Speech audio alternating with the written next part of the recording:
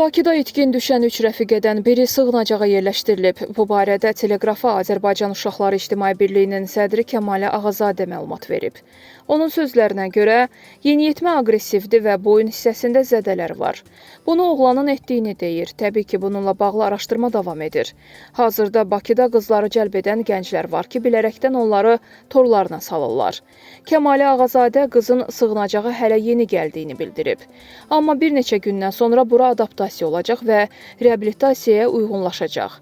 Həmin qız valideynin istəyi ilə polis tərəfindən sığınacağa yerləşdirilib. Qızın özü də etiraz etmədi. Niyə bu addım atması ilə bağlı ondan heç nə soruşmamışıq. Bunu soruşmaq çox tezdir. O, öncə mühitə uyğunlaşmalıdır. Buradakı yaşıdları ilə ünsiyyət qurmalıdır. Ondan sonra psixoloq, sosial işçilər öz işlərini görəcəklər. Birliyin sədri itkin düşən yeniyetmələrdən birinin valideyninin daha öncə sığınacağa müraciət etdiyini qeyd edib.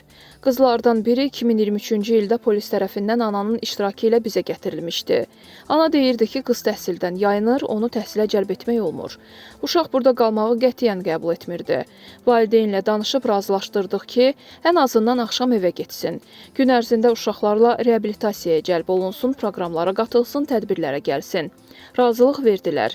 Biz onu ərizə əsasında qəbul etdik. Sosial Xidmətlər Agentliyinin alt sisteminə də yönləndirdik. Çünki çətin tərbiyə olunan və həssas uşaq qrupundan idi. Valideynlə əlaqə saxlayırdıq ki, o da bizə sabah gətirəcəyim, bugün gətirəcəyim dedi, amma sonda bildirdi ki, qızı gəlmək istəmir. Bir sözlə, o qız sığınacağa gəlmədi. Sözsüz ki, bu məqamda valideynin də məsuliyyət məsələsi gözə alınmalıdır.